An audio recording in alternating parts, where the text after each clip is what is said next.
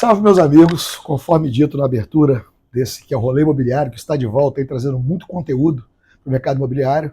Estamos aqui hoje entrevistando o Dr. Luiz Alberto Musso Leal Neto, que vai nos falar um pouco sobre venda de imóvel em inventário. O Dr. Luiz Alberto Musso Leal Neto é um advogado com vasta experiência, 12 anos já atuando na área de advocacia empresarial e faz parte aqui da banca de advogados da Mota Leal Advogados Associados, que é uma das bancas de advocacia mais renomadas em Vitória, e quando se fala em direito imobiliário, talvez seja a que mais vem à mente das pessoas. Doutor Luiz Alberto, a gente que atua na ponta de venda, como corretor de imóveis, a gente se enfrenta um obstáculo muito grande, alguns compradores, né, diante de um imóvel que está em processo de inventário, ficam paralisados, temendo que aquilo é uma situação, um rolo sem fim. Ah, aqui na minha família teve um que demorou 20 anos, 30 anos, né? Então eu perguntaria, quais são, de fato, as preocupações que um comprador de imóveis deve ter na hora de comprar o imóvel em inventário e quais são as preocupações que um corretor de imóveis deve ter para fazer o famoso due diligence, aquele que tiver ao seu alcance, uma vez que ele não é um advogado, né? E a importância do trabalho de possuir uma assessoria para dar suporte e musculatura a todo esse processo. Bom, boa tarde, Renato, boa tarde a todos. Agradecer aí a oportunidade que Renato nos convite, né, que Renato nos fez para estar aqui tentando contribuir de alguma forma. E assim, realmente uma aquisição de imóvel num processo de inventário, seja ele extra ou judicial, é um procedimento que tem lá os seus complicadores, né? Tem alguns entraves, tem alguns complicadores, mas não é nada de um bicho de 7 cabeças intransponível juridicamente falando. Perfeito. Para todo problema tem que haver uma solução judicial. Às vezes essa solução não vai ter o tempo nem o prazo que as pessoas gostariam que tivesse, porque o Poder Judiciário, infelizmente, ele é lento, mas existem soluções para isso, e se as partes assim estiverem de comum acordo, aí então que as soluções elas se apresentam cada vez mais. Bom, um procedimento de inventário extrajudicial, ele é muito mais célere do que o procedimento judicial. Só que para o extrajudicial não é ele que nós estamos tratando aqui, porque o procedimento extrajudicial é um procedimento que ele tem como pressuposto o acordo geral entre herdeiros e se lavra uma escritura de inventário que se vai a registro e se resolve o problema e se procede à venda do imóvel, que pode ser, inclusive, no âmbito do inventário, através de uma cessão de direitos hereditários, propriamente dito. Perfeito. Então, se não houver um acordo entre as partes, o negócio já para ali. Extrajudicialmente, e vai ser impossível. Tem que ser no âmbito judicial.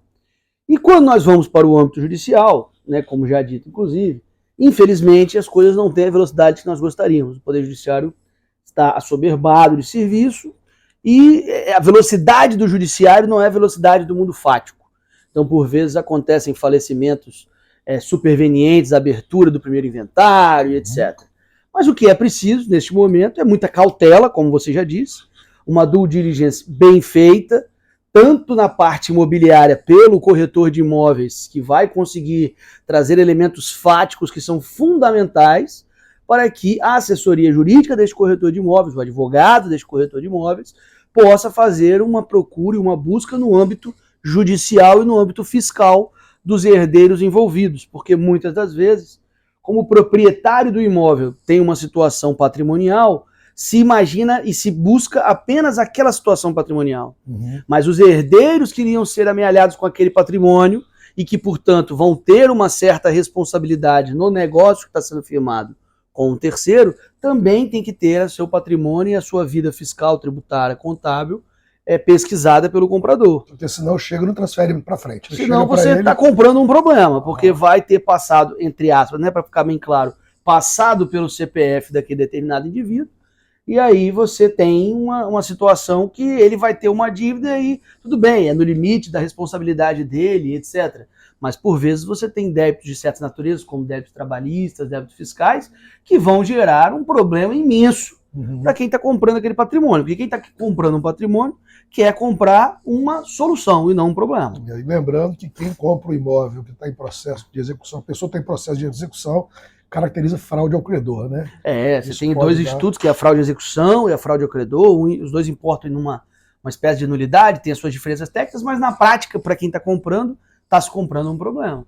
E às vezes você poderá até inclusive utilizar o instituto de embargo de terceiro para poder ver livre aquela propriedade, Mas você está comprando, por exemplo, vamos dar um exemplo, né? Comprando para incorporar, comprando para alocar para uma grande empresa, comprando para determinado fim, ou até mesmo para residir, você vai ter a sua propriedade turbada, né? Você vai ter uma notificação, você vai receber um oficial de justiça na sua casa. De saco e pode até perder o imóvel.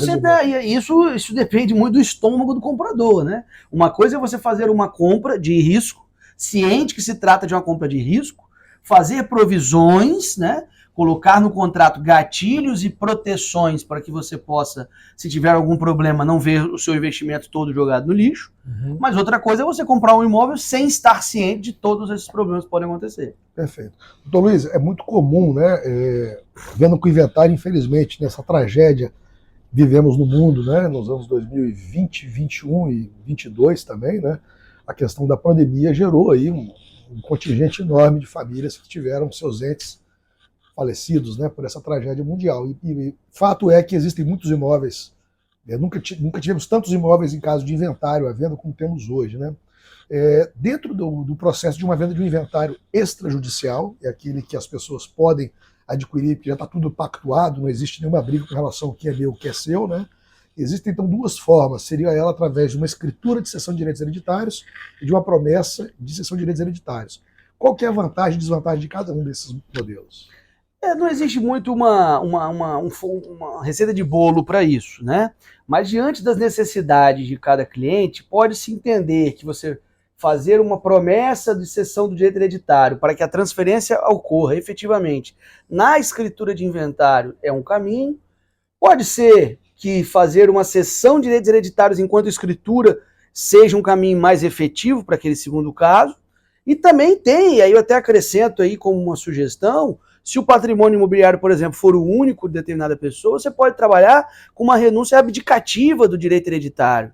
E aí você faz isso, uma transferência só para uma desses herdeiros, para esse herdeiro transferir a propriedade. Então, assim, tem algumas formas de se fazer, mas os benefícios, né, e aí para responder mais objetivamente a sua pergunta, eles estão umbilicalmente ligados com aquilo que tem a situação fática de cada caso. Se for um caso de financiamento, por exemplo, é impossível. O financiamento, o diferimento do momento de pagamento do ITCMD. Então, existem algumas peculiaridades que podem levar a uma opção por um caminho ou por outro caminho. Mas tudo vai depender sempre da análise que o corretor de imóveis, intermediador, fundamental naquela operação, vai estar ciente da necessidade dos adquirentes e dos vendedores para poder trabalhar uma linha ou outra com o seu advogado. Isso é uma coisa que você me falou agora, que eu até levanto essa questão até para todos os profissionais que estão buscando um crescimento no mercado. A exemplo do que vem acontecendo na advocacia, vem acontecendo também no mercado imobiliário, estão passando por um processo sutil de transformação, onde está havendo uma super profissionalização dos atores desse mercado. Os advogados estão buscando especializações cada vez mais focados em nichos, né? Não existe mais um advogado generalista. Hoje o advogado está trabalhando cirurgicamente, tem aquele que é trabalhista apenas, aquele que é empresarial, aquele que é tributário, né? E o corretor de imóveis também vem se desenvolvendo muito nisso. Eu acho que é importante relevar a presença de um escritório de advocacia em parceria com o seu corretor, com a sua imobiliária, porque somente isso pode dar toda a transparência, né? Porque uma vez que o corretor de imóveis ele é responsável civil-criminalmente, mas ele tem um conhecimento raso sobre a matéria. Né? Cada um dentro das suas especialidades, né? O corretor de imóveis tem um serviço de autoengajamento para fazer, de convencimento, de conhecimento dos desejos, dos anseios e do imóvel em si. E aí, quando ele vai fazer uma venda, ele não pode, né, tão simplesmente parar naquilo, né? Hoje o corretor de imóveis ele atua, ele é o consultor do cliente, né, no amplo sentido da palavra. Então o cliente, o adquirente do imóvel ou o vendedor, ele se sente protegido na medida em que o corretor de imóveis aponta para ele todos os âmbitos da situação, tanto o âmbito imobiliário em si, vamos tentar chamar assim, como o âmbito contábil também, aquela venda vai importar no lucro imobiliário, não vai importar no lucro imobiliário, né? Tantas quantas operações você já calculou isso, ajudando com contadores, né, que são seus contadores, e também do ponto de vista jurídico, de tentar achar uma estruturação tributária melhor, tentar achar um passivo que esteja escondido daquele imóvel, que muitas das vezes pode até ser de má fé, mas muitas das vezes é de boa fé. O vendedor não sabe que tem um problema e está vendendo um imóvel. Pode acontecer conosco agora.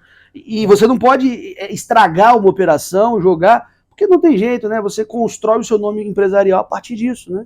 Então, uma operação mal sucedida por algo que nenhuma das duas partes sabiam, a imobiliária vai estar vinculada àquela operação e as partes vão ficar, poxa, a imobiliária não me alertou, a imobiliária não disse, então... E depois gastar tempo, né, para resolver problema, tira energia, tira o foco. Tira o foco daquilo que precisa ser, né? Daqui a pouco a pessoa, em vez de estar 80% do tempo produzindo, ela está 80% do tempo resolvendo problema do passado. Doutor Luiz, uma coisa que eu fico muito grato aqui, até deixo publicamente aqui aos nossos telespectadores, mas deve ficar pouquinho aqui fora, não tem problema não, os irmãos fazem parte, é que eu sou muito grato porque o meu contrato com vocês, a qual já esteja há mais de 10 anos, eu tenho muito mais aqui uma consultoria do que para resolver pepino. Então, quando eu sento nessa mesa aqui, meus amigos, eu sento para fechar negócio, e quantos não foram, quantos negócios aqui que o doutor Luiz, o doutor Casal Augusto já me ajudaram aqui a concretizar no âmbito da parte técnica da operação, muitas vezes tratando de coisas de grande monta, como as permutas e corporações, e vendas de grande monta, até mesmo negócios pequenos, né, que são importantes,